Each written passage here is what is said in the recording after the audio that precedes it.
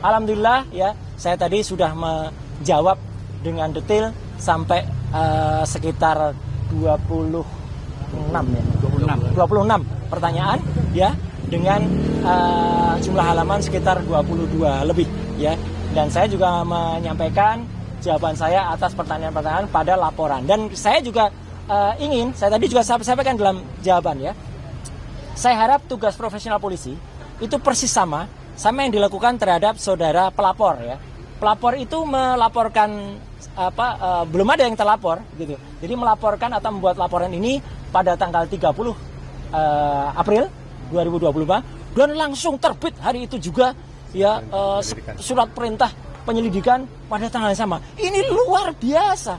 Ya, kalau ini dilakukan untuk semua masyarakat tentu akan sangat senang karena laporan bisa cepat dan kemudian tegas, presisi langsung. Hari itu juga lapor ke SPKT, hari itu juga langsung buat BAP, hari itu juga kemudian terbit surat perintah penyelidikan dan bahkan undangan.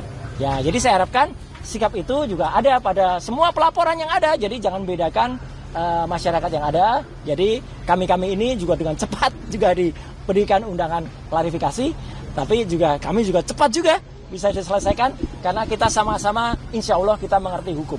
Ya, kalau kita mengerti hukum ya begini. Jadi artinya apa yang ditanyakan, apa yang dijawab, saya tidak perlu menjawab apa yang tidak ditanyakan, apa yang tidak ada dalam surat. Itu aja saya kira. Konfirmasi Mas, ya. Pelapor di tanggal 30 itu siapa? Pelapor di tanggal 30 itu yang saya baca tadi itulah insinyur tulisannya gitu ya. Ya, Insinyur Haji Joko Widodo. Tadi yang digali oleh penyidik di dalam apa saja yang terkait dengan pelaporan itu artinya apa? Ya, 22 pelaporan itu banyak soal bagaimana dulu hidup saya, kisah saya. Ya, saya SD, SMP, SMA, ada ijazah semua ya, gitu. Ya, kemudian S1 UGM asli, S2 UGM asli, S3 UNJ asli, itu saja. Ada lah, jelaskan semua gitu. Dan kemudian apa profesi saya sekarang? Saya profesi sekarang sebagai konsultan telematika dan multimedia. Kemudian saya diminta menjelaskan apa itu telematika. Telematika adalah telekomunikasi, media dan informatika untuk bisa menganalisis. Jadi saya saintis ya, menganalisis secara independen segala hal yang berbau dengan suara, foto, video dan lain sebagainya. Bahkan saya juga diminta jadi menjelaskan perjalanan hidup saya. Ya saya jelaskan dulu saya sempat jadi dosen sekitar 8 tahun di UGM ya. Kemudian 10 tahun saya dosen di ISI, Institut Seni Indonesia. Kemudian saya sempat menjadi anggota KPI ya, Komisi Penyiaran Indonesia Daerah Istimewa Yogyakarta. Saya sempat juga masuk sebagai anggota DPR Komisi 1, komisi yang menangani undang-undang ITE, undang-undang keterbukaan informasi publik dan lain sebagainya. Dan kemudian saya sempat membantu Presiden SBY menjadi Menteri Pemuda dan Olahraga di tahun 2013, tahun 2013, 2014, dan saya kembali menjadi anggota DPR lagi sampai dengan tahun 2019. Dan sekarang saya sebagai konsultan independen. Jadi selaku konsultan independen, saya independen. Ya, saya berhak melakukan apa yang menjadi tugas saya dan kemudian saya berhak menyampaikannya kepada masyarakat sepanjang dengan ilmu pengetahuan dan menjadi keterbukaan informasi publik. Itu aja yang ditanyakan tentang itu. Kemudian tentang ada beberapa hal yang lain yang ditanyakan, apakah soal video begini, saya hanya jawab singkat saja. Apakah itu ada pada surat laporan tertanggal 26 Maret 2025. Ketika ditanyakan tidak terkait dengan itu, ya sudah. Jangan tanya saya yang tidak ada kaitannya dengan itu.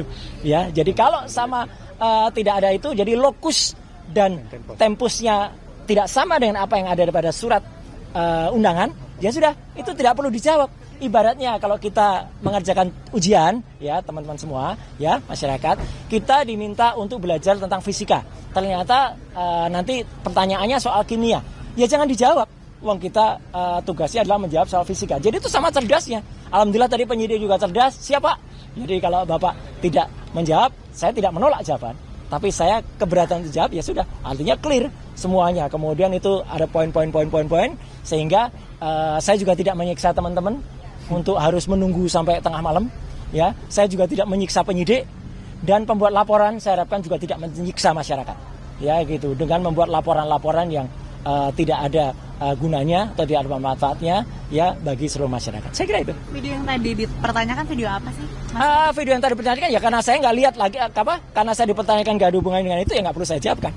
Itu. Ada pertanyaan lain mungkin yang substansi yang terkait Nggak dengan ada, materi? nggak ada karena Selain video itu? Karena yang terkait dengan surat laporan itu, ini harus jelas ya teman-teman. Jadi ini clear banget ya, ini clear banget. Jadi LP itu ada pelapornya, tapi lucunya nggak ada terlapor. Sekali lagi ya, tidak ada nama terlapor. Jadi untuk para kuasa hukum yang kemarin sudah nyebut-nyebut nama, inisial dan sebagainya, hentikan tindakan-tindakan seperti itu tidak bagus ya untuk masyarakat. Karena ternyata tidak ada terlapornya. Jadi kalau tidak ada terlapornya, saya nggak perlu jawab. Karena kalau saya menjawab, jangan-jangan saya nanti jadi saksi. Kalau jadi saksi dan saudara yang terlapor itu adalah saksi saudara saya, ya saya nggak boleh jadi saksi. Atau misalnya yang terlapor itu adalah untuk pribadi. Loh, saya malah nggak boleh lagi itu untuk menjawab seperti itu. Daripada itu mubazir, ya lebih baik dari awal saya tanyakan terlapornya mana. Ya, ketika tidak ada terlapornya, ya sudah, saya senyum saja. Penyidik juga ngerti, ya Pak, nggak ada terlapornya, kita maksudnya. Nah, yang kedua adalah lokus dan tempusnya sudah jelas banget, ya. Terjadi di Jakarta Selatan, nggak ada Rabunya, tapi tanggal 26 Maret 2025. Udah, sepanjang tidak ada pertanyaan soal itu, ya nggak perlu kita jawab, ya. Karena itu pertanyaannya menyangkut soal itu. Kemudian yang paling penting lagi, saya juga mempertanyakan, ini kan ada pasal. Ya, di samping pasal 311, 310, 27 ayat A, ada juga pasal yang mau dimasukkan ke dalamnya ya, pasal yang diselundupkan. Saya nggak tahu menyelundupkan siapa. Ya gitu. Itu pasal 32 dan 35 Undang-Undang ITE. Kebetulan dulu saya ikut merancang Undang-Undang ITE bersama teman-teman yang lain.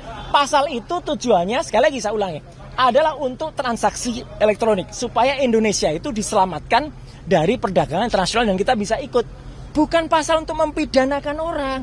Jahat sekali kalau ada orang menggunakan pasal itu untuk mempidanakan seseorang. Kayak dulu kasus Mbak Prita Mulyansari. Jahat sekali. Ya, Omni Batavia waktu itu mempidanakan Mbak Prita gitu loh. Sama dengan ini. Karena pasal itu ancamannya sangat tinggi. Download Tribun X sekarang. Menghadirkan lokal menjadi Indonesia.